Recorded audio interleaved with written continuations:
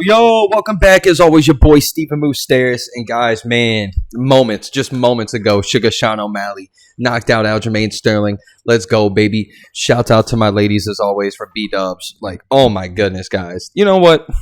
This is one of them fight cards right there that just stick with you forever. Like, I don't care who you are as a fan, if you're a diehard, if you're a casual, it does not matter who the hell you are. That was one of the most amazing things I've ever seen in my life. Can we just take a moment real quick too? Luckily on the same card as Ian Machado Garry or Ian McGregor Garry, whatever you guys want to call him, the greatest Conor McGregor tribute band of all time. It's hard to sit here and, talk about Sean O'Malley and Conor McGregor's comparisons. But if you guys remember correctly, I mean, even when he was coming up, it was the colorful tats, the striking, the talking, like people were like, oh, giving us little Conor McGregor vibes. And what are the chances that Conor McGregor finishes Aljo with that step back left straight, and Sandhagen O'Malley finishes Aljo with a step back straight right? And it's like, man, it's just beautiful. And if you really look at how crazy it was, where they both were coming up, people were saying they were unproven, whatever, you had the Chad Mendes win for Conor McGregor. That was like his big one, and Dustin Poirier clearly, but like, Sugar Sean's got his, like, all his stuff with Pedro Munhoz and Chito and stuff. Like, people are talking. And for these guys to go out there and beat two champions who were on the verge of, breaking records and all these things and being called the GOAT, and get slept like that, man, this is what we were talking about. This is why the excitement was there for Sean O'Malley this entire time. And, even though I'm a huge fan, and if you guys can see my watch real quick, I don't even know if you guys can tell, but still, I got like the Sandhagen O'Malley good old freaking watch cover there, where it's him looking whatever. I've been excited all week for the dude, but even when this fight was coming up today or even yesterday and this whole week, like, I'm like, man, there's a strong chance Aljamain Sterling wipes the floor with this guy. And for Sandhagen to go out there and be as composed as he was, I mean, honestly, from the beginning, I was texting with some of my buddies, like, one of the coolest things ever. It reminds me a lot when Leon Edwards was just shooting, Kamaru Usman in the head when Kamaru walked in front of him in that trilogy fight. Sandhagen and Aljamain Sterling in the center while Bruce Buffer's giving the opening intro, and they're just standing at each other, staring at each other. That was one of the most badass things I've ever seen. Regardless of the whole night, that was well worth it. And oh my God, Sean O'Malley is our champion. Not only did he go out there and win, finishes him. Is it an early stoppage? Sure. But I mean, if you guys go back and look, there was a couple of times that Aljo looked like he was like just lost, and it looked like his body was moving, but it was on autopilot. But holy moly, guys. Shouts out to Sean O'Malley doing the damn thing. One of the most impressive things ever.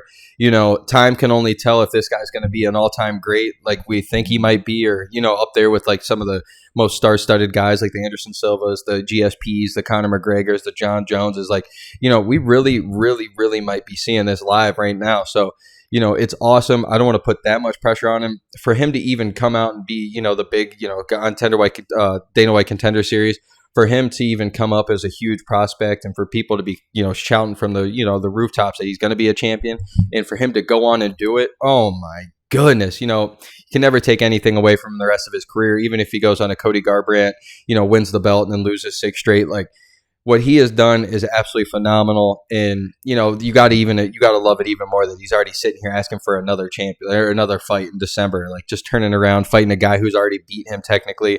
And, it gives you a lot, like a huge mix of all these guys. Honestly, Sean O'Malley feels like that mix between almost like a Conor McGregor, where it was like the magical striking, the finishing, like the Anderson Silva touch. Like, we've seen this left and right. And not only that, but he's got the willingness to ball and to fight as many times as like an Israel Adesanya almost, or even like an Aljamain Sterling, shouts out to him, or even a Kamaru Usman type. Like, he's got all these different champions built into him.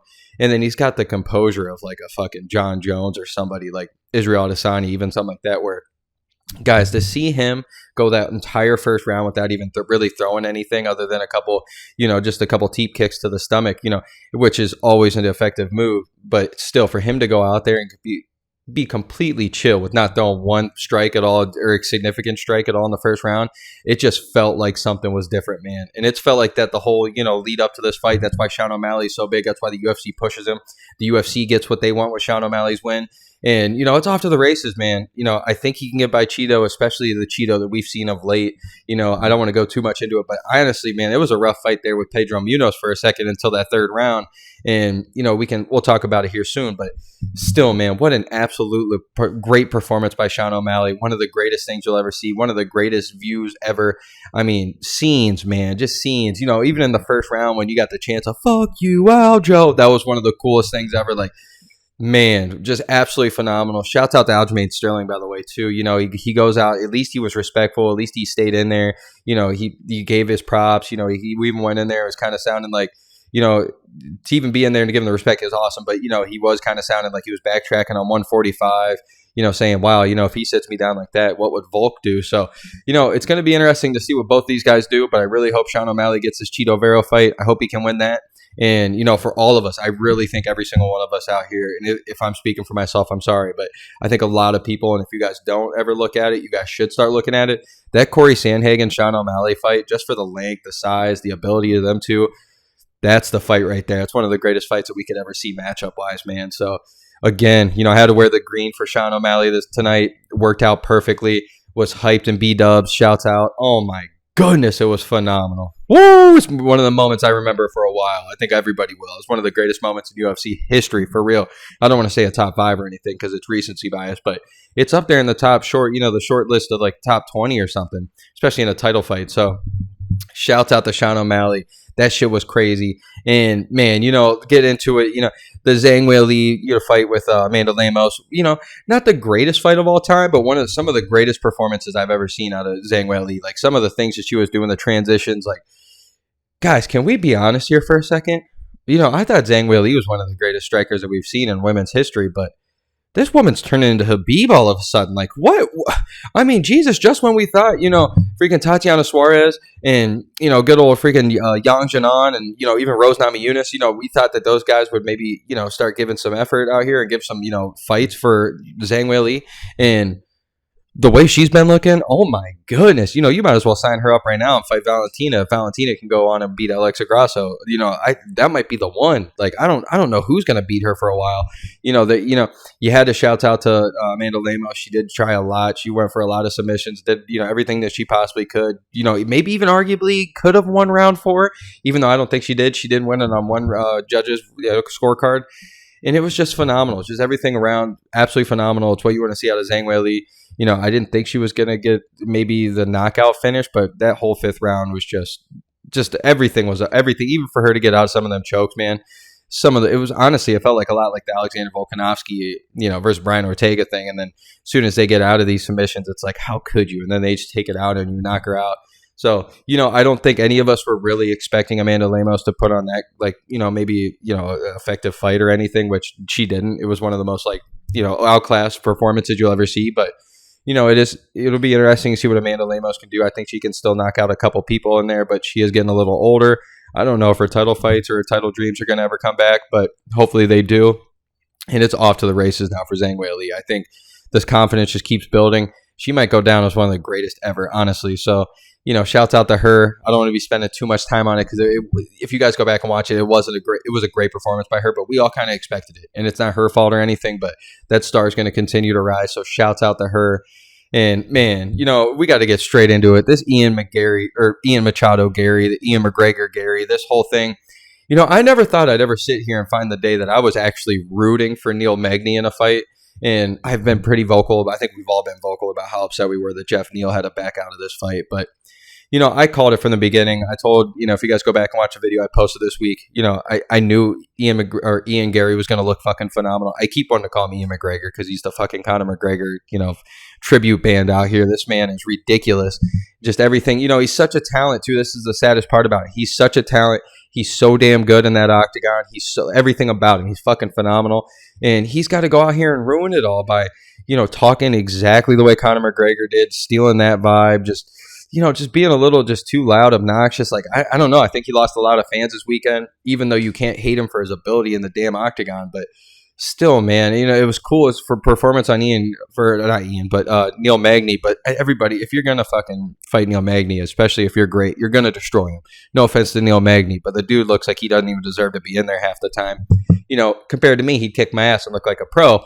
like he is. But, when he's fighting other top-level guys, it's just like, I don't know how he gets it done. And for the fact that he's got wins over Kelvin Gastelum and Robbie Lawler, granted, Robbie Lawler's a little older, and even Jeff Neal, speaking of Jeff Neal, it's like, how, like, even he was even giving Santiago Ponzinibbio some fight before Ponzinibbio came back. Like, the fights that he shouldn't look good, he looks great, and then the fights that he, like, should look great, he looks fucking terrible. So it's the never-ending cycle of Neil Magny, but it's about time, though. I've been saying it too. Ian Garry's needs to fight somebody else. It sounds like he's going to get that Wonder Boy fight, which I really like, but he needs to start getting up in that top 8 division, of the division, which he will. And, if he can just tone it back a little bit with, stealing the Conor McGregor lines and everything, like, honestly, I think he's got a big star waiting for him. I think Ireland, especially the Irish, they're killing to have another guy because Conor McGregor's been fucking around. And I just think he needs to learn. I think he needs to go back and look at James Gallagher from Bellator and, even these guys that are even not even Irish and they're out here trying to, copy Conor. I think he really needs to just check himself. And I think the star is just written. His skill's written for him. So, it was an amazing performance. I wish he would have got it out of there, but can't wait to see this Wonder Boy fight if it happens. I'd love to see any other fight, Shavkat, Jack Della Mandaleta, fucking Kevin Holland, any of these guys. I'd love to see every single one of them. So, 170, man, Shavkat, you got Shavkat, him, Ian Garry, and then, depending on what Hamzat's doing, you got Hamzat, you got a bunch of people coming up here. So, I'm pretty fucking excited for it, for real. And, we're only a couple, like, he's going to be around for a while, so we're going to figure it out for sure. And then, like we talked about, Chito Vera, Pedro Munoz fight. Didn't think it was the greatest fight that I've ever seen. I really like Pedro coming out and, like, real light on his feet, almost like a little more karate style, which he's been going to more so these last few fights, which I think are very effective.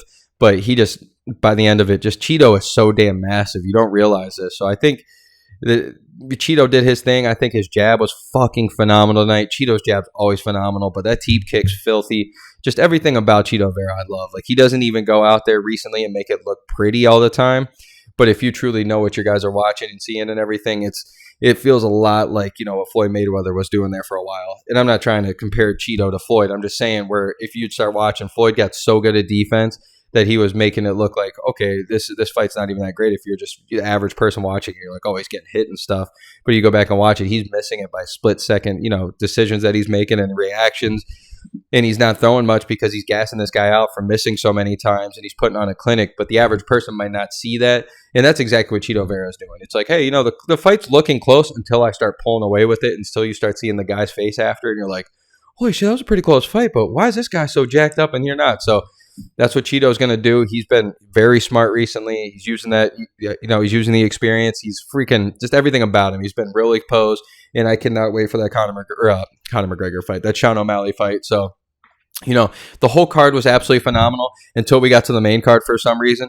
Just everything decided last second, like, oh, we're just no finishes until Sean O'Malley, of course. But, it was sad watching Chris Weidman come back and just get absolutely devoured. And oh, man, sometimes he did look good, but his grappling looked terrible, and Brad Tavares just looked amazing and beat the shit out of Chris Weidman's legs. And, Chris thought he had that problem with his one leg, and now it's the other leg now, and he's going to be struggling here for the next little bit. So, they had a beautiful moment backstage, which I hope you guys get to see.